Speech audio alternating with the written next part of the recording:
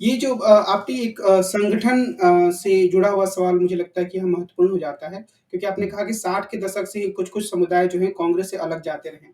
तो क्या हुँ। इसका कारण हम इस पहलू में ढूँढ सकते हैं कि कांग्रेस की जो वर्किंग कमिटी होती है या जो ऊँचे स्तर पर जो नेता आते हैं, उसमें से अधिकांश मनोनयन की जो एक पद्धति है उसके द्वारा आते हैं।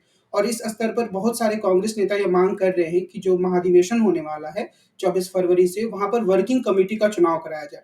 तो क्या आपको लगता है कि 2024 के चुनावों के पहले अभी ये स्थिति है कि कांग्रेस इस तरह का जोखिम ले? क्या इस तरह का लोकतंत्रीकरण उसके संगठन को मजबूती दे सकता है? या फिर कांग्रेस संगठन के भीतर सिर्फ फुटबॉल और बढ़ सकता है? क्योंकि हम देख रहे हैं कि बहुत सारे राज्यों में अभी महाराष्ट्र से खबर आई कि वहाँ पर 2 नेताओं के बीच में तना-तनी है, कर्नाटक से ऐसी खबर आती रहती है, मध्य प्रदेश में एक स्थिति है कि बयानबाज़ी चल रही है। तो क्या कांग्रेस को जो और ज़्यादा लोकतंत्रीकरण है, औपचारिक रूप से चुनाव कराकर उसकी दिशा में और बढ़ना चाहिए या अभी जो नेता हैं उन्हीं को मजबूत करके और कुछ नेताओं को बाहर से जोड़कर, कुछ पार्टियों को बाहर से जोड़कर अपने आप को चुनाव के लिए तैयार करना चाहिए?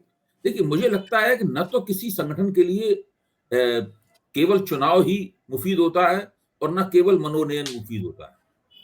संगठन मनोनयन के ज़रिए भी ठीक से चलाया जाता है और चुनाव के ज़रिए भी ठीक से चलाया जाता है। ये जो आंतरिक लोकतंत्र वाला फ़िक्रा हम लोग इस्तेमाल करते हैं, तो हम लोग उसका बहुत अधिक मूल्यवर्धन कर देते हैं। हम लोग सोचते हैं कि किसी संगठन के अंदर अगर चुनाव होगा तो बस वही एक सबसे अच्छा काम है। ये कोई ज़रूरी नहीं है। पार्टियाँ अपने किरदार को बदलना चाहती हैं सचेत रूप से, तो उन्हें ये भी देखना पड़ता है कि पार्टी के अंदर जो चुनाव हो रहा है, क्या उसे किसी हथकंडे के ज़रिए प्रबंधित तो नहीं किया जा रहा है? कहीं ऐसा तो नहीं है कि चुनाव इस तरीके से आयोजित किया जाता है कि उसमें कुछ खास जातियों और समुदाय के लोग ही संगठन के ऊपर हावी हो जाते हैं। इसका उदाहरण मैं भारतीय जनता पार्टी को खास तौर से उत्तर प्रदेश की भारतीय जनता पार्टी के रूप में देना चाहता हूँ। उत्तर प्रदेश में अभी जो 2017 में कांग्रेस ने 2017 में नहीं मैं कहता हूँ उससे पहले 2014 में जो बहुत ज़बरदस्त लोकसभा का चुनाव जीता, फिर 2017 में चुनाव जीता। इसके पीछे उत्तर प्रदेश भाजपा के अंदर होने वाले चुनावों को बंद करके, वहाँ मनोनयन के ज़रिए पिछड़ी जातियों के नेताओं को स्थापित करने की प्रक्रिया चली है। उसकी वजह से उत्तर प्रदेश भाजपा के अंदर जो ओबीसी जातियों की मौजूदगी बहुत बड़े पैमाने पर बढ़ी है।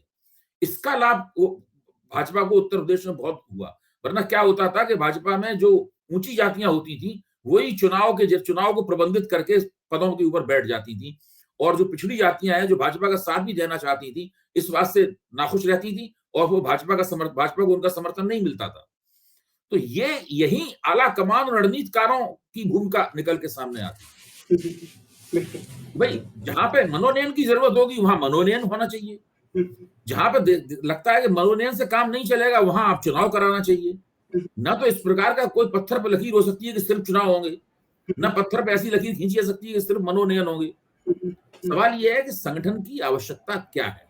हुँ, अगर नियोजित रूप से संगठन का सामाजिक चरित्र बदलना है, हुँ, हुँ, तो मनोनयन भी एक बहुत उपयोगी भूमिका निभा सकता है। यहाँ हुँ, तक कि पार्टी के लिए बहुत लाभकारी हो सकता है। मैंने भाजपा का उदाहरण दिया। हुँ, हुँ, हुँ, तो हुँ, ये यहीं पे राहुल गांधी को मेज पे बैठकर अपने रणनीतिकारों के साथ में, उनकी मंडली के साथ में दिमाग खपाना होगा।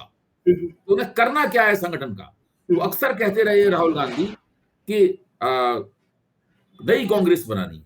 हुँ, हुँ, लेकिन स्पष्ट नहीं होता कि नई कांग्रेस कैसे बनानी है। पुराने नेताओं को निकाल देना है, नए लोगों को ले आना है, बड़े पदों पे बैठा देना है, ये करना है, इससे कांग्रेस नई होगी कि नहीं होगी? ये तो पार्टी के अध्यक्ष थे, हुँ, हुँ, काफ़ी कुछ उन्होंने किया भी था हुँ, हुँ, और आगे भी कर सकते हैं। हुँ, हुँ, वो अगर खड़गे साहब से कहेंगे कि अमुक आदमी को पार्टी के संगठन में जिला स्तर पे या प्रदेश स्तर पे या किसी और स्तर पे तहसील स्तर पे ऊँचे पद पे बैठाओ, तो ये खड़गे साहब मना कर देंगे? कोई मना नहीं करेगा, उनकी बात सब लोग मान लेंगे। सवाल ये है कि कौन-सा व्यक्ति चुना जा रहा है? व्यक्ति चुने जाने के पीछे विचार क्या है? कौन-सा लक्ष्य आप वेधना चाहते हैं? किस बिरादरी के व्यक्ति को अपने यहाँ लाना चाहते हैं? कि ऐसा तो नहीं एक बिरादरी के व्यक्ति को लाएँ, दूसरी बिरादरी नाराज़ हो जाए। क्या करना चाहते हैं आप?